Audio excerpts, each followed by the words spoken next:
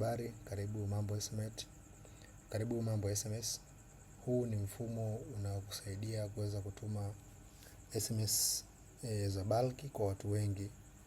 Sasa leo nitaenda kuelekeza jinsi gani ya kuweza kuandaa hizo hatua ya kwanza kabisa ya ili uweze kutumia mfumo huu, unatakiwa uweze kusajili namba zako za simu.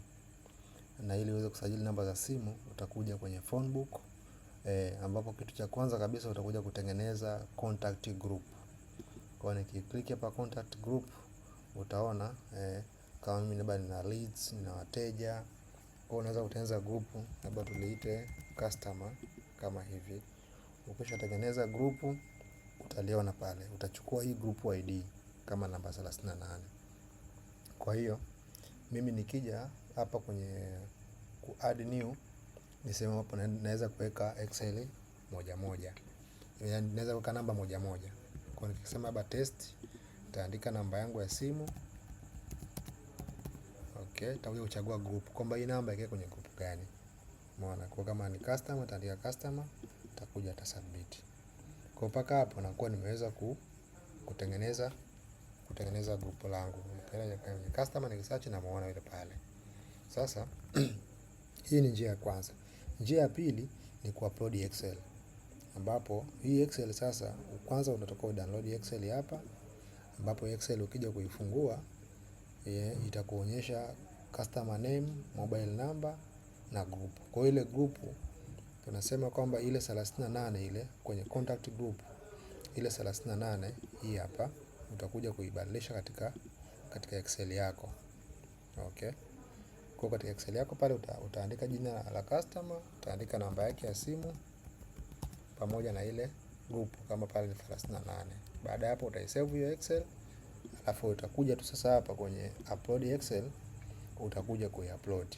Kwa utaichagua ile phone book, utaifungua, utakuja click upload.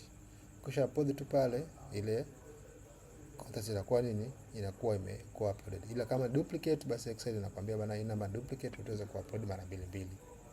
Okay? Kwa hiyo hii ni njia ya kuweza kuupload namba za simu. Baada ya kuandaa utakuja sasa kwenye send SMS, ambayo kuna option mbili. Kuna sema kutuma single SMS na kuna sema kutuma bulk SMS. Single SMS utaandika utachagua send ID yako, utaandika namba ya simu, utaandika na message yako. Kwa kama naandika message yangu pale, baada hapo nitasend. Nikisend maana yake hii SMS itaenda kwa mtu mmoja. Maana test pale na delivery status yake imekuja kuwa success. Okay.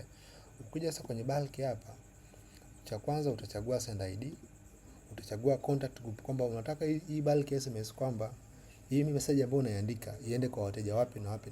Kwa hiyo ukichagua all, yale magrupu yako yote watapata message. Ukichagua customer, itaenda kwa wale watu ambao wapo katika grupu la customer tu. Okay? Baada hapo utaandika message yako pale na hapo utakuja utasend SMS. Kwa hivyo ndivyo jinsi ya kuweza kufanyaje kutengeneza, kutuma, kwanza kuweka namba za simu na pili kuweza kutuma bulk SMS. Karibuni sana.